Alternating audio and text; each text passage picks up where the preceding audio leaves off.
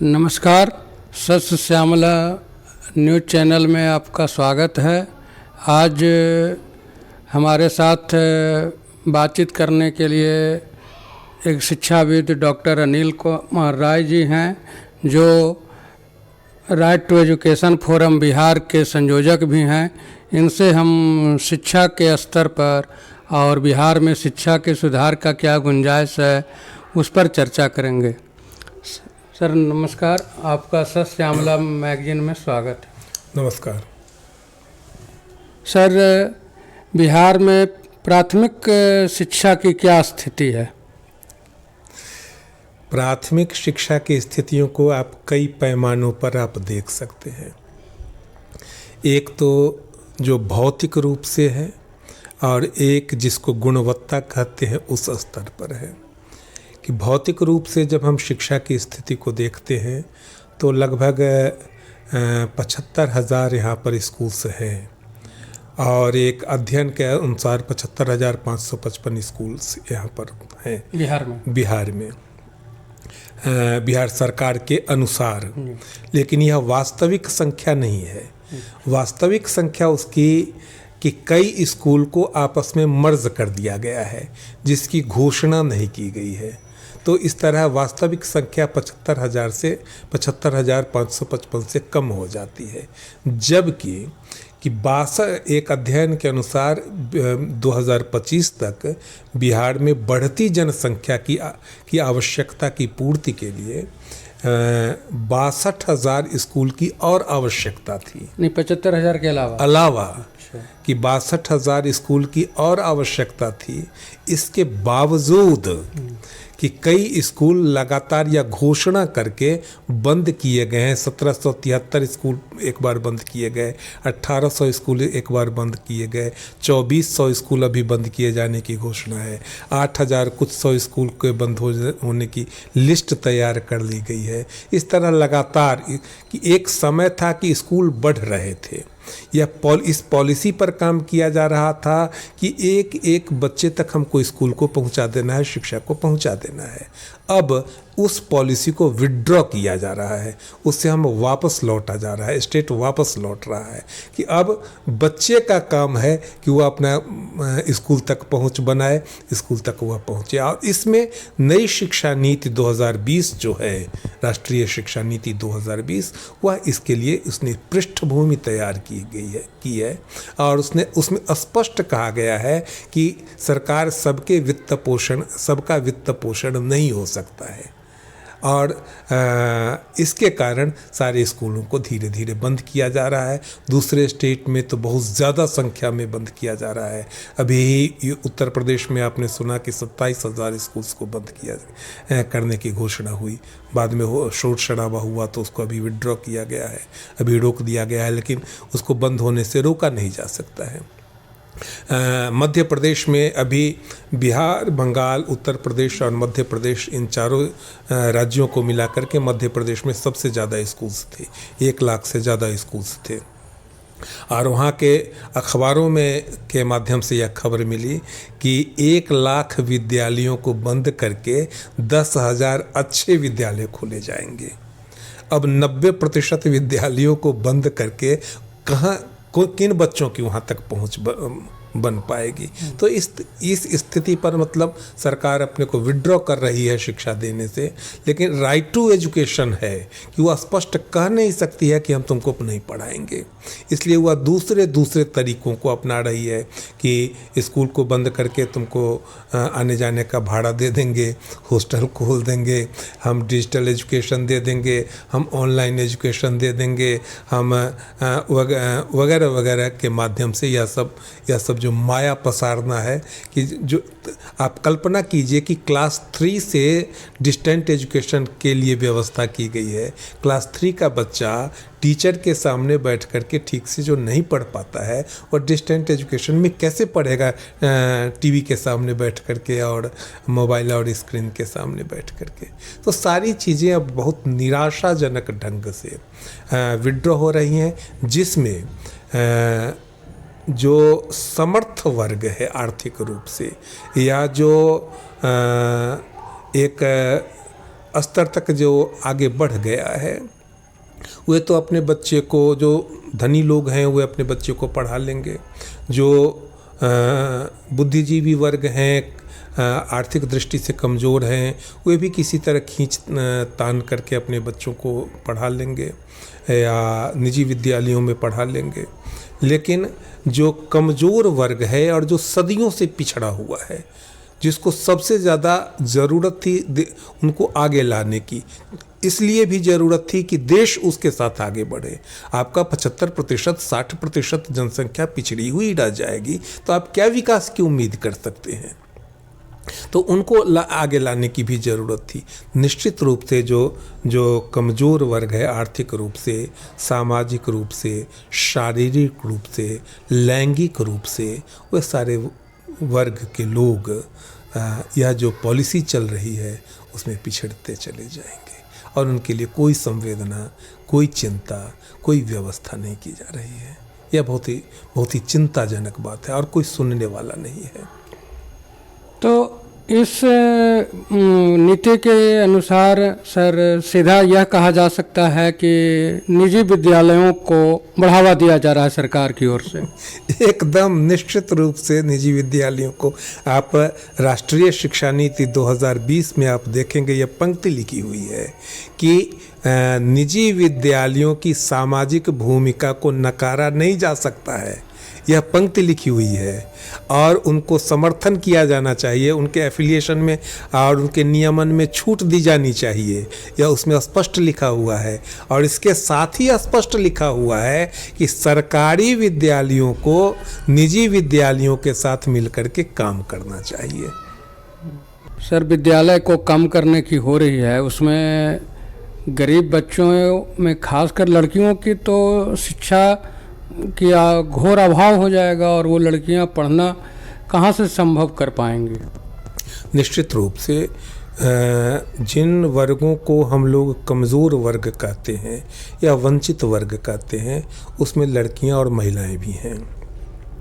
इस विद्यालयों में आप जाएंगे तो बहुत सारी योजनाएं चलीं, इसलिए सरकारी विद्यालयों में आपको लड़कियों की संख्या बढ़ती हुई दिखाई पड़ी, जो पहले की अपेक्षा बहुत संतोषजनक था और लड़कियों का सशक्तिकरण भी हुआ।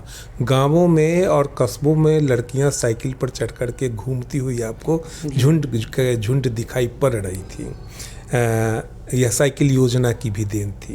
लेकिन एक आप फ़र्क महसूस करेंगे कि अब साइकिल दी नहीं जाती है, उसके लिए पैसे दिए जाते हैं और पैसे उतने नहीं दिए जाते हैं जितना साइकिल का एक्चुअल दाम होता है।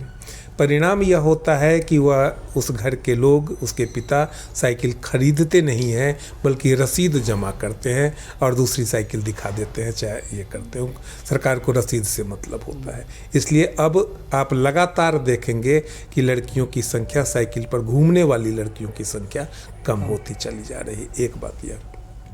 दूसरी बात यह कि हम लोगों ने राइट टू एजुकेशन फोरम के हमारे कटिहार के जो संयोजक हैं, उन्होंने विधानसभा में डॉक्टर शकील के माध्यम से एक प्रश्न करवाया था। उस प्रश्न के जवाब में तत्कालीन शिक्षा मंत्री ने कहा था कि हर साल, यह बहुत महत्वपूर्ण है, कि हर साल 8वीं से 9वीं कक्षा में जाने वाली लड़कियों की संख्या 2.5 लाख कम हो जाती है। अर्थात 8वीं कक्षा से 8वें स्टेशन से 9वें स्टेशन पर जाने में 2.5 लाख लड़कियां हर साल छूट जाती हैं और हर साल 8वीं कक्षा में 50,000 लड़कियां कम हो जा रही हैं। यह विधानसभा में, यह मैं नहीं कह रहा हूँ, शिक्षा बिहार के माननीय शिक्षा मंत्री ने विधानसभा में इस प्रश्न यह जवाब दिया है।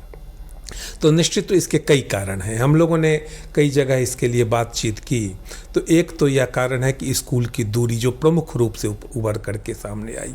एक लड़की ने एक विद्यालय में जब हम लोग गए 9वीं कक्षा में और पता हम लोगों ने किया तो उस कक्षा में, एक कक्षा में 7 लड़कियों ने एडमिशन नहीं लिया था 8वीं के बाद 9वीं कक्षा में 7 लड़कियों ने, एक ही क्लास की बात है कि 7 लड़कियों ने एडमिशन नहीं लिया था।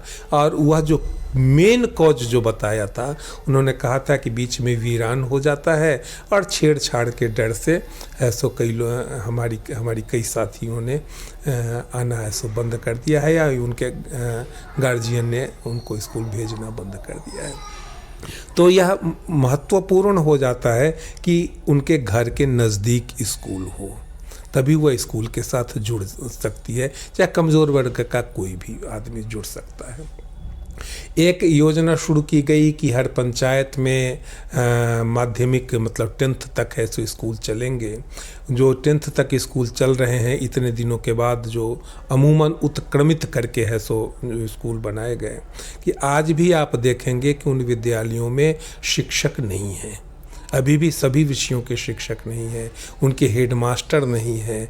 वह जो प्राइमरी स्कूल के जो हेडमास्टर हैं वही उस स्कूल के भी हेडमास्टर हैं, और वहाँ पर केवल फॉर्म भरने का काम होता है। तो इस तरह हम जो निजी कोचिंग संस्थाएं हैं उनको हम प्रमोट कर रहे हैं, उनको हम जगह दे रहे हैं कि हम न पढ़ाते हैं, हमारे बदले में तुम पढ़ा लो, और हम केवल सर्टिफिकेट वितरण का काम करेंगे बिना पढ़ाई के। या सोचिए आप, यह कैसी व्यवस्था है कि जिसमें पढ़ाई नहीं हो रही है, क्लास एक दिन नहीं हो रहा है, और इतने बच्चे सारे पास कर रहे हैं। वह 20-25 दिन में 15 लाख बच्चों का रिजल्ट निकल जा रहा है। यह कौन सा सिस्टम है? आपको आश्चर्य नहीं होता है कि 20-25 दिन में, एक महीने के भीतर है सो 15 लाख बच्चों का रिजल्ट है सो निकाल दिया जाए हैं? तो यह सब नहीं लगता है कि बहुत कुछ है सो फेक चल रहा है, वैसे हवाई चल रहा है जी। तो एक तरफ भारत सरकार और राज्य सरकार बेटी बचाओ बेटी पढ़ाओ का नारा दे रही है, और दूसरे तरफ विद्यालयों को बच्चों से, लड़कियों से दूर कर रही है। इस पर एजुकेशन राइट फोरम का क्या विचार? निश्चित रूप से यह एक बहुत ही असंतोषजनक और एक बहुत ही चिंताजनक स्थिति है, जिसके लिए हम लोगों ने कई बार पिछले साल हम लोगों ने यह बालिका वर्ष है सो इसके लिए चलाया था, और मुख्यमंत्री, प्रधानमंत्री को हम लोगों ने जगह जगह से पोस्ट कार्ड्स भेजे थे। बहुत हम लोगों ने रैलियां की थी, समुदायों के साथ हम लोगों ने बैठकें की थी, महिला समुदायों के साथ हम लोगों ने बैठकें की थी, कई तरह के हम लोगों ने प्रयास किए थे। लेकिन समाज या जो सामाजिक कार्यकर्ता हैं उनकी एक सीमित भूमिका होती है और सीमित पहुंच हो सकती है। हम कुछ दूर तक काम कर सकते हैं, हम पॉलिसी लेवल पर और पूरे स्टेट या नेशनल लेवल पर काम नहीं कर सकते हैं, वो हमारी पहुंच ही नहीं हो सकती है, हमारी सामर्थ्य ही वो नहीं है। इसके लिए सरकार को योजना बनानी होगी और सरकार को इसके लिए प्रयास करने होंगे।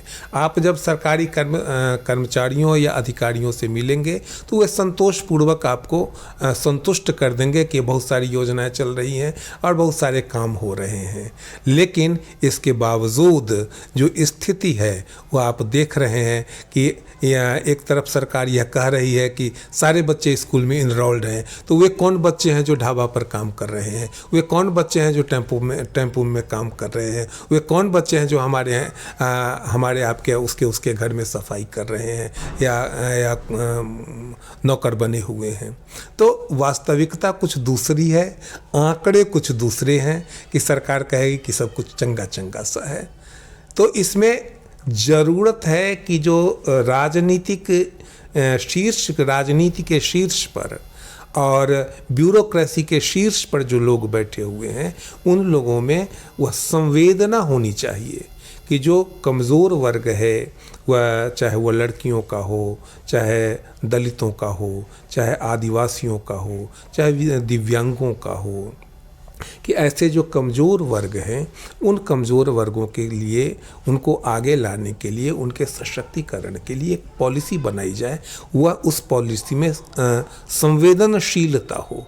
और स्थिति तो यह है कि संवेदनशीलता यह है कि जो गरीबों के बच्चे थे उसमें से 24 लाख बच्चों के नाम काट दिए गए, यह कह करके कि वो इसको कई जगह पढ़ रहे हैं। और स्थिति यह है कि अखबारों की खबर के अनुसार उसमें से महज 3 लाख कुछ हजार बच्चे का ही पुनर्नामांकन हुआ। आप कल्पना कीजिए, किसी मुसहर के बच्चे को आपने देखा है कि 3 जगह है सो कोचिंग में पढ़ता है वो स्कूल में ही नहीं पढ़ता है। आप स्कूल में जाइएगा तो आप देखिएगा कि स्कूल के पीछे जो बगीचा है उसमें वो बच्चे खेलते रहते हैं। उनके माता पिता को अगर आप कहते हैं तो कहते हैं कि हम तो इसको बहुत पीटते हैं, लेकिन नहीं जाता है। तो वास्तविकता यह है, अधिकारी 2-4 महीने के लिए किसी विभाग में आते हैं, एक कल्पना करते हैं अब कुर्सी पर बैठ करके, और सब अवधारणा के आधार पर ऐसा कोई नियम कोई कानून बना देते हैं, और फिर सारा सिस्टम है सो इसके बाद सफ़र करता है। एक तरफ बिहार सरकार कक्षा 1 से लेकर कक्षा 10 तक निःशुल्क पुस्तक वितरण करने की बात करती है, विद्यार्थियों को देने की बात करती है, और दूसरी तरफ विद्यालय की पहुंच को कम कर रही है। तो इसमें पुस्तक का क्या उचित है सर? राइट टू एजुकेशन के अंतर्गत उसका नाम ही है उस कानून का कि मुफ्त एवं अनिवार्य शिक्षा अधिनियम, कि बच्चे को पढ़ने में 1 पाई खर्च नहीं करना है। उसी के अंतर्गत बच्चों को किताबें भी दी जाती हैं और ड्रेस भी दिया जाता है। इसके अलावा कुछ इंसेंटिव भी है सो उनको दिया जाता है प्रोत्साहित करने के लिए, और MDM भी दिया जाता है। पहले बच्चों को जो किताबें दी जाती थी, अमूमन किताब की अप्रैल से जो सेशन शुरू होता था कि वह दिसंबर जनवरी में जाकर करके उनको किताबें मिलती थी। इसके लिए बहुत सारा शोर शराबा हुआ करता था। इसके बाद सरकार ने कहा कि नहीं, यह किताब हम नहीं देंगे, पैसा ही उनको दे देंगे। एक हर क्लास के लिए उन्होंने तय किया, 1 क्लास के लिए 110 रुपया था, इसी तरह सब क्लास के लिए सो तय किया कि अपने वो खरीद लेगा। पहला प्रश्न यह है कि 110 रुपये में किताबें, भले ही उस किताब की कीमत होगी, कॉपी और कलम वह नहीं खरीदी जा सकती है साल भर के लिए। एक पहला यह प्रश्न था यह। दूसरी बात यह है कि वह पैसा बैंक में जाएगा। अब कोई जो मजदूर वर्ग है, और गांवों में बैंक होते हैं कई किलोमीटर दूर, वहाँ बैंक जाने के लिए उसको उस दिन का क्या काम छोड़ना पड़ेगा। गांव के बैंकों में आप जाइएगा तो वहाँ का लिंक बंद रहता है, तो 100 रुपया निकालने के लिए हुआ है सो वह भर दिन की मजदूरी वह छोड़ करके जाएगा। एक बात, या कई दिन जाना पड़ सकता है। दूसरा यह है कि उसकी ज़रूरत, बीमार अगर है गरीब परिवार में, तो ज़रूरत पहले बीमारी दवा की होगी या किताब की होगी। उसको अगर कहीं से कोई ज़रूरत हो गई है, घर चू रहा है, तो उसको पन्नी खरीदने की पहले ज़रूरत है कि किताब खरीदने की ज़रूरत है। तो इस तरह किताबें, सच्चाई यह है कि 10-15% किताबें ही खरीदी जा रही थी, बाकी लोग नहीं खरीद रहे थे। हम लोगों ने बहुत शोर शराबा किया। तत्कालीन शिक्षा मंत्री को भी एक अध्ययन करके हम लोगों ने रिपोर्ट दी। शिक्षा मंत्री ने कहा कि कमाल करते हैं साहब आप लोग, यही उनका जवाब था, इन्वर्टेड कॉमास में मैं कह रहा हूँ कि कमाल करते हैं साहब आप लोग, किताबें नहीं मिलती हैं तो भी आप शोर मचाते हैं, और आप पैसा दे रहे हैं उसमें भी आपको आपत्ति है। हम लोगों ने अपना तर्क दिया, लेकिन उन्होंने नहीं किया। लेकिन लगातार शोर शराबा होते होते अब किताबें मिलने लगी हैं, और इस बार उनको एक बैग भी मिला है।